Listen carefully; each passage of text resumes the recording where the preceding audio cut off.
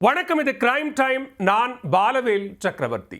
சென்னை குன்றத்தூர் குழந்தைகள் இறப்பு விவகாரத்தில் வீட்டின் அறையில் 3 இடங்களுக்கு பதிலாக 12 இடங்களில் எலிமருந்து வைத்ததே காரணம் என போலீசார் தெரிவித்துள்ளனர். குழந்தைகளின் இறப்பை அறியாத பெற்றோரிடம் எப்படி சொல்வது என தெரியாமல் தவித்து வருகின்றனர் போலீசார். பெரும் சோகத்தில் முடிந்துள்ள இந்த விவகாரத்தில் போலீசாரின் அடுத்த கட்ட நடவடிக்கை என்ன? சென்னை குன்றத்தூரை அடுத்த மணஞ்சேரி பகுதியைச் சேர்ந்தவர் கிரிதரன். இவரது மனைவி பவித்ரா. இவர்களுக்கு 1 வயதில் ஆண் குழந்தையும் 6 வயதில் பெண் குழந்தையும் உள்ளது.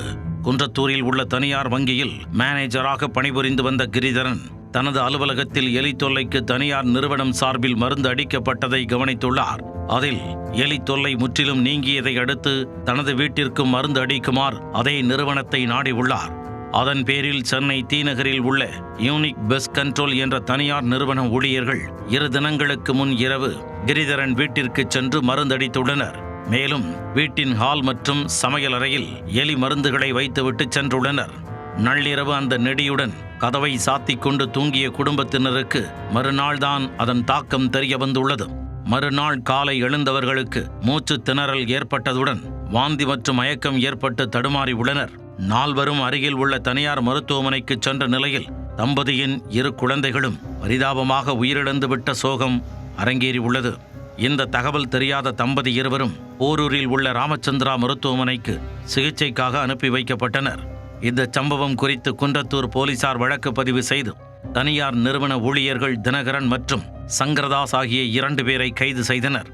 தலைமறைவாக உள்ள தனியார் நிறுவனத்தின் உரிமையாளர் பிரேம்குமாரை தனிப்படை அமைத்து தேடி வருகின்றனர். இதனிடையே மருத்துவர்கள் மற்றும் போலீசார் குழந்தைகள் இறந்த தகவலை சிகிச்சை பெற்று வரும் தம்பதியிடம் தெரிவிக்காமல் உள்ளனர். மயக்கம் தெளிந்த அவர்கள் குழந்தைகள் நலமாக உள்ளார்களா என கேட்டுள்ளனர். அவர்களுக்கு குழந்தைகள் இறந்த தகவலை தெரிவிக்காமல் அவர்களின் உடல்நிலை கருதி சமாளித்து வருகின்றனர். இதனால் உயிரிழந்த குழந்தைகளின் உடலை உடற்கூராய்வு செய்வதில் சிக்கல் ஏற்பட்டுள்ளது. தம்பதி இருவரும் உடல்நலம் தேறி வந்த பிறகுதான் அவர்களிடம் ஆவணங்கள் காண்பித்து கையெழுத்து பெற வேண்டும் என போலீசார் தெரிவித்துள்ளனர். அதன் பிறகே குழந்தைகளின் உடல் உடற்கூராய்வு செய்யப்படும் என போலீஸ் தரப்பில் தெரிவிக்கப்பட்டுள்ளது. இதனிடையே தடயவியல் நிபுணர்கள் வீட்டில் வைக்கப்பட்டிருந்த எலிமருந்தை பரிசோதனைக்காக எடுத்துச் சென்றுள்ளனர். அவர்கள் பரிசோதனை முடிந்து ஆய்வறிக்கை தாக்கல் செய்த பிறகு அடுத்த கட்ட நடவடிக்கை எடுக்கப்படும் என தெரிவிக்கப்பட்டுள்ளது.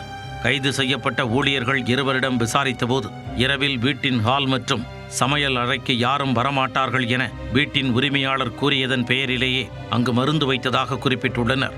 3 இடங்களுக்கு பதிலாக 12 இடங்களில் அளவுக்கு அதிகமாக எலி மருந்து வைத்துவிட்டு சென்றது உயிரிழப்புக்கு காரணம் என போலீசார் தெரிவித்துள்ளனர். யூனிக் பெஸ்ட் கண்ட்ரோல் தனியார் நிறுவனத்தில் அவர்கள் கொள்முதல் செய்யும் மருந்தின் தன்மையை ஆய்வு செய்யவும் போலீசார் திட்டமிட்டுள்ளனர்.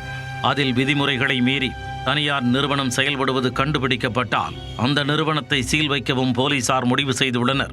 இதையடுத்து சம்பவம் நடைபெற்ற அடுக்குமாடி குடியிருப்பு மற்றும் அதன் சுற்றுவட்டார பகுதிகளில் யாருக்கும் பாதிப்பு ஏற்படாமல் இருக்க நகராட்சி நிர்வாகம் சார்பில் ப்ளீச்சிங் பவுடர்கள் தெளிக்கப்பட்டுள்ளது. இந்த வழக்கில் கைதான ஊழியர்கள் 2 பேரும் ஸ்ரீபெரும்புதூர் நீதிமன்றத்தில் ஆஜர்படுத்தப்பட்டு சிறையில் அடைக்கப்பட்டனர். இந்நிலையில் சிகிச்சை பெற்று வரும் கிரிதரன் மற்றும் அவரது மனைவி பவித்ரா இருவரும் ஆபத்தான கட்டத்தை தாண்டிவிட்டதாக மருத்துவர்கள் தெரிவித்துள்ளனர். இன்னும் 2 நாட்களில் தீவிர சிகிச்சை பிரிவில் இருந்து நார்மல் வார்டுக்கு மாற்றப்படுவார்கள் என மருத்துவர்கள் அறிக்கை வெளியிட்டுள்ளனர்.